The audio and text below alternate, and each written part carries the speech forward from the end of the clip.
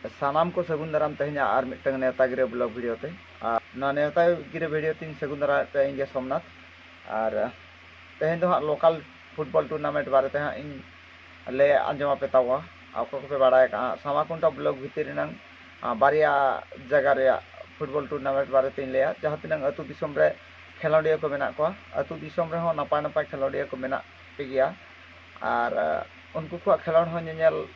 सेनो सारा गया और उनको को खेलोड हो मजा बुझे गया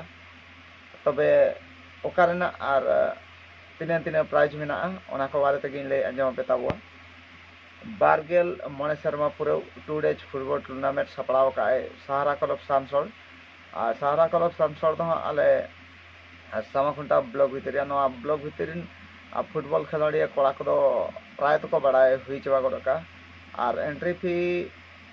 तीनंग मेना प्राइज तीनंग मेना ले आंजमा पे कताबो और अतु दो सांसड़ और रांगामाटी सामाखुंटा मयूरभंज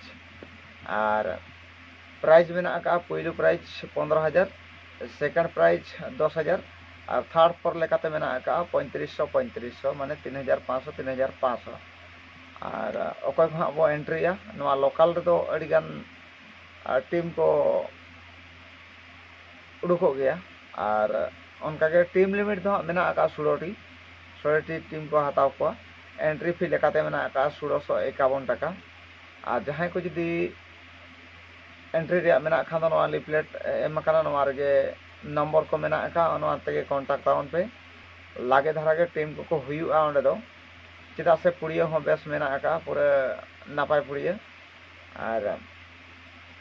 कॉन्टैक्ट नंबर को हाँ उनका और रूल रेगुलेशन तक हाँ जूते मेन दो बूट जर्सी कंपलसरी निहती लेफ्री और लाइन्समैन डिसीजन के फाइनल डिसीजन दो और तारीख दो हाँ 2/8/2025 और 3/8/2025 अतु सांसड़ रांगामाटी जापा और मिटंग नेतागिरी उनका साथी लई तरा का मिट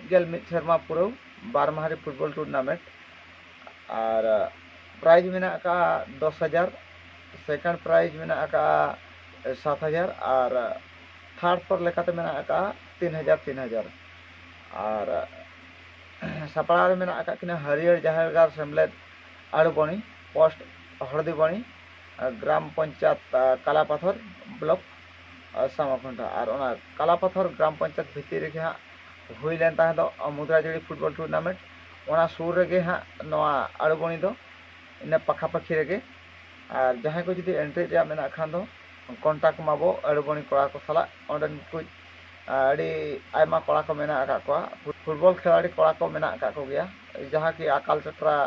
फुटबॉल टीम मेनते मिट्टे मेना तको और ओना कोरिन ओंडन को कड़ा साला होते जोगाजोग दाड़े और नय एम अकात लिफलेट रे नंबर नवा साला हो सगई दोहय ताउन पे और नोड दो हाँ तारीख दो हुई कना 12/8/2025 और 13/8/2025 बानार अगस्त मास रे हुआ और 9 साइड गेम हुआ दो एंट्री फी लेकाते मेना का 1305 टाका और फोन पे गूगल पे पूरे अवेलेबल मेना का जहां बया को जुदी बांग चलाव का एडवांस मा निहती दरकार कान गया और जुदी बांग चला को नंका हो बो पेड़ दाड़ेया और जगह बो अमेड़ दाड़ेया से ठाव बो हताव दाड़ेया और हजुकान 12/8/2025 और 13/8/2025 सपड़ाव रे जहां हरियर जहारगाड़ सेमलेट आड़ुबणी पाटा से खुजा नेतागिरी हाँ दोहो का और लोकल फुटबॉल टूर्नामेंट जहां को बो खेल करना जहां कड़ा को लोकल रे मेना पेताबुआ उनको को ठेन नेहर मा उड़ी उसरा एंट्री माबो बार जगह रे जहां रे प्राइज को से डिसिप्लिन को मांग कर पे चला वाला कना ओका करना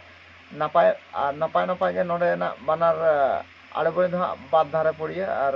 नाड़े दो नपाय पड़े के बानार के बेस पड़िया डिसिप्लिन मांग खन हो बेस को मेंटेन अगू का नेहर तहन कना मा एंट्री माबो और नवा बारया जगह रे खेल देखाव लगित से प्राइज रे हकदार लगित